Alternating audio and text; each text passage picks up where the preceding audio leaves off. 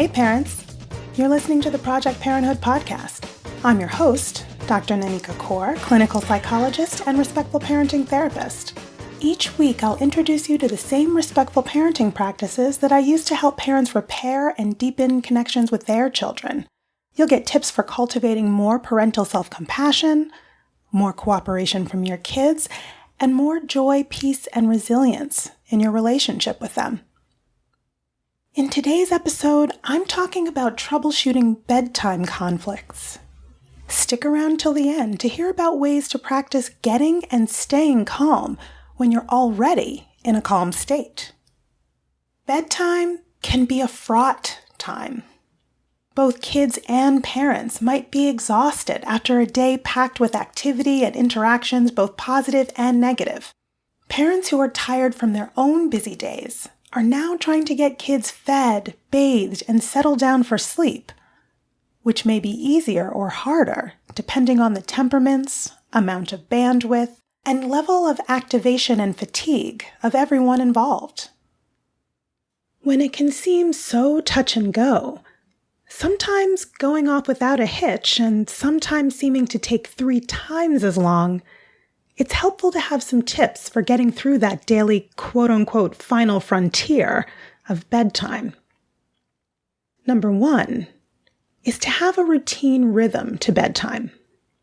Routines create for your child a sense of safe and calm inevitability. As much as possible, keep your bedtime routine the same each night so that your child's system begins to associate these activities with sleeping time. It helps to start winding down the noise and light levels as lights out draws nearer. Teeth brushing, pajamas, books, talking about what happened today and what will happen tomorrow, a song, and then lights out is one rhythm, but each family will have their own. The more your child can anticipate what comes next, the easier it will be for you both. 2, make bedtime a time of connection. If you go into bedtime with a goal of staying on your kid's team and facilitating good vibes between you, you may have much better luck. Whatever you can turn into a game, the better. Give the toothbrush a persona and a funny voice. Pretend you don't know how to get the pajamas onto their body. Turn off all the lights and read books by flashlight under the blankets. Find ways to create connection, warmth, and safe coziness, all of which are a great foundation for feeling relaxed enough to let go of the day and succumb to sleep. From that foundational place of connection, it helps to 3, allow time for shenanigans. As kids move into the toddler, preschool, and kindergarten years, bedtime can set the stage for a battle of wills between parents and children. For parents that lean toward being overly strict, a battle of wills can be a reminder to pause and check in with yourself to see if it makes sense to be more flexible and accommodating if it's reasonable and possible to do so. For a more permissive parent, finding yourself in a battle of wills can be a time to take a deep breath and think about setting a clear boundary.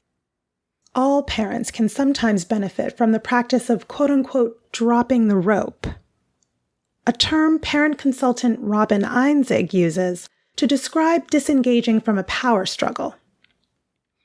This involves detaching from whatever your agenda is in that moment, the thing you're trying to make happen with your child. It's accepting that what you want to happen isn't going to happen right now because your child simply isn't ready, sometimes for a reason you're not going to figure out. When you drop the rope, you've realized that it's time to take a break from the effort of locking horns. You're putting your side of the rope down in this tug of war. That might look like remaining silent instead of pleading or arguing with your child. It might be moving on to the next part of bedtime and revisiting the battleground issue a bit later, or dispensing with a particular parental requirement altogether because it's not an expectation your child is able to meet in the moment. Sometimes it looks like going to do something else for a couple of minutes to give both of you a moment to get calm so you can continue with the bedtime routine from a place of connection instead of conflict. Whatever it might look like for you and your child, build into bedtime a time cushion that allows for some off-task behavior from your child and some dropping the rope on your end. One thing that helps with your ability to drop the rope is to plan to stay calm. When you go into the bedtime routine with a dialogue running through your mind about how terrible bedtime is going to be, you may be unintentionally bringing heightened energy into the situation. The activation in your nervous system of anticipatory worry, fear, or irritation can activate those very same emotions in your child. You may not always be able to be warm and cuddly, but try to do your best at remaining calm. It's better to wait calmly when there's a lot of stalling, rather than show a great deal of upset. Your upset will only prolong the situation. Try to come into the bedtime situation with the idea that it will take as long as it takes, and that however long that is finite. It's got to end sometime. On the nights when you have the bandwidth, try to show compassion for your child's plight. It's not easy to let go of their time with you, their time with their toys, and let themselves surrender to sleep. Life is just so exciting. It's hard to settle down, especially when your ability to calm yourself is still in a state of development. It makes sense that kids need some help at this time of day.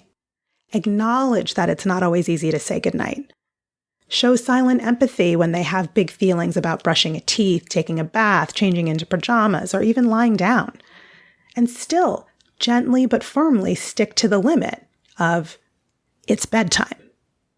When you're generally calm, it's much easier to 5. Slow down and lead with presence. This is a part of maintaining and conveying calm. It makes sense that you're anxious to get to the adult portion of the evening and get a break from parenting. But the more you rush your child, the more you might trigger in them an intense need for autonomy, which could look like digging in heels and resisting your requests. Instead, move slowly, wait for readiness, and lead with empathy that may actually get you to adult time faster and more smoothly. Try to stay present with your child as you help them to get ready for bed. The more you're able to really be with them during this transition to sleeping, the safer and more ready to let go your child's able to feel.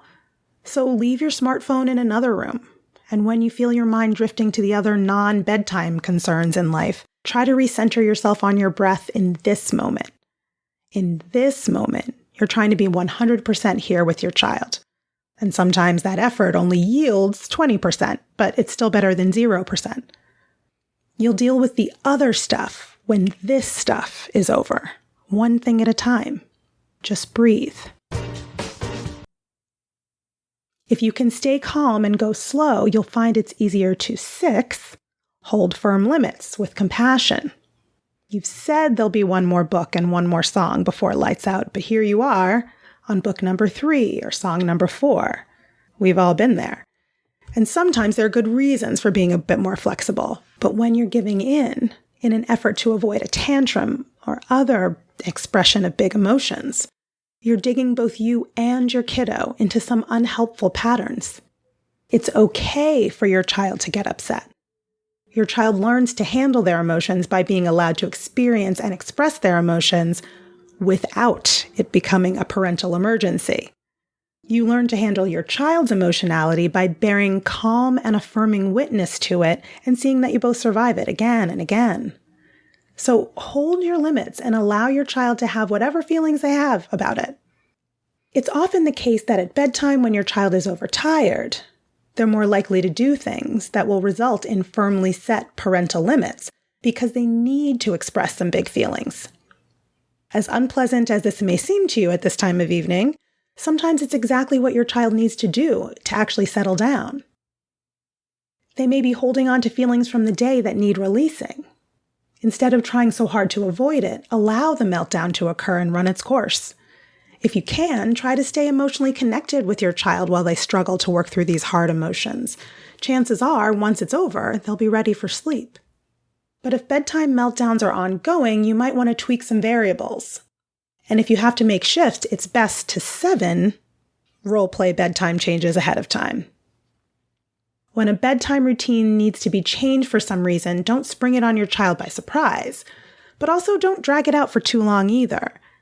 Tell them a day ahead of time, and role-play the new changes during the day. Let's say you're ready to phase out sitting in your child's room until they fall asleep. During the day, let your child know that tomorrow you'll be doing bedtime differently. Walk your child through what will stay the same and what will be different by acting it out with them. Have your child choose a stuffed animal or other toy to represent them at bedtime.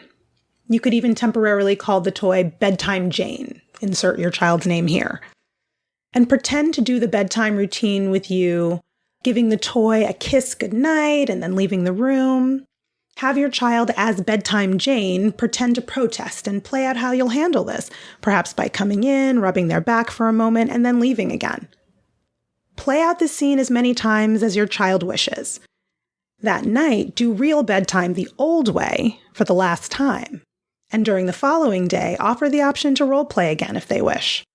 Then implement your changes as planned at the next bedtime. Stick to it.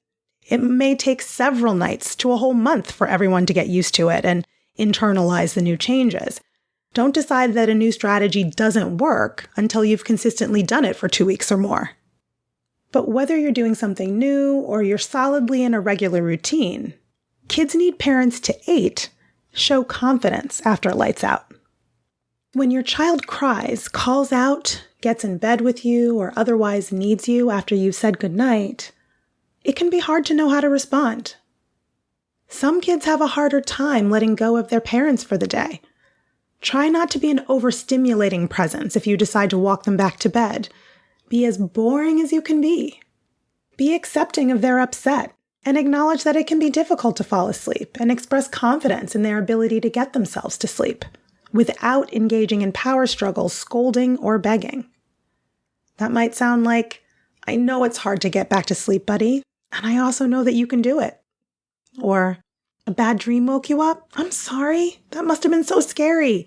I'll walk you back to bed and sit with you for 10 breaths. Or, I've already filled your water bottle. You can eat and drink again at breakfast in the morning. Or, reading's all done for today. We'll read again in the morning. The 9th and final suggestion for troubleshooting bedtime is to make sure you prioritize sleep for the whole family. You'll get lots of advice about when and how to have your child start sleeping independently in their own bed or their own room alone. But it's important to note that a child sleeping alone in a room by themselves is a modern and particularly American or Western phenomenon, and it doesn't work for every family culture. If everyone sleeps well when everyone is in the same bed, and it doesn't interfere with your own needs for connection to yourself or a partner, then, well, if you don't have a problem, you don't have a problem. And other people's opinions are just that. Do what feels right and good for your family. There's no right sleeping arrangement. But there are sleeping arrangements that allow everyone to actually get a good night's sleep, and arrangements where it's the exact opposite, and everyone wakes up exhausted. If you fall into the latter category, and really if any family member is getting poor sleep, it's hard for them to behave in kind, thoughtful, or regulated ways. Ongoing sleep deprivation puts a person in survival mode, or fight, flight, freeze mode. So if someone's having trouble sleeping well, it's always a good idea to take a second look at many of the variables affecting sleep. Factors like activity levels during the day, the timing of meals, naps, and bedtimes, screen time usage, and sleep hygiene are all areas where a change might be necessary, outside of, but possibly including, sleeping arrangements. So here's how you can challenge yourself. This week, instead of waiting until just before bedtime to start gathering your inner resources, plan ahead for how you'll find a place of calm when your child is stalling or otherwise being resistant at bedtime.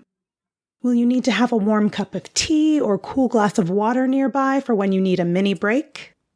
Will you need to step out of your child's presence to calm down, or can you get calm in the same room, even if they're having a hard time?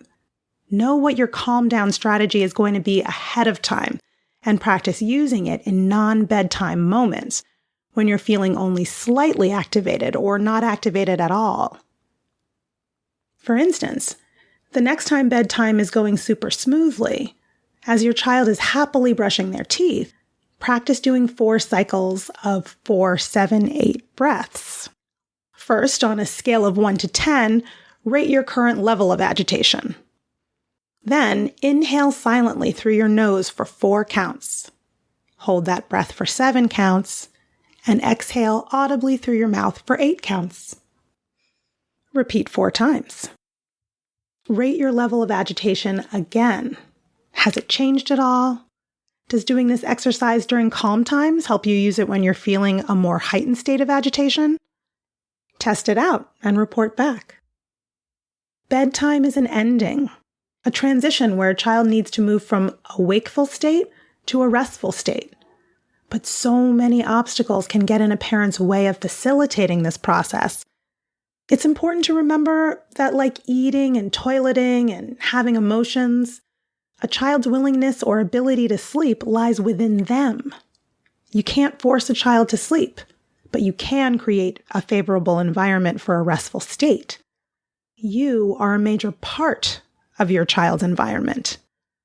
And what you do have control over is whether or not you're going to engage in behaviors that maintain or increase your child's felt sense of safety and calm, or behaviors that ignite fight, flight, freeze reactions in your child.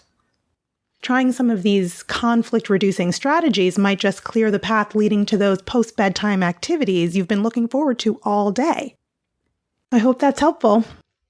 You can learn more about my work with parents at www.brooklynparenttherapy.com and on Instagram at BKParents. That's BKPARENTS. If you have more questions about managing bedtime or any other parenting questions or stories, leave me a message at 646-926-3243. And be sure to let me know if it's okay to use your voice on the show, or send an email to parenthood@quickanddirtytips.com. And don't forget to subscribe to Project Parenthood on Apple Podcasts, Spotify, or wherever you listen to podcasts. Catch you next week. Project Parenthood is a Quick and Dirty Tips podcast.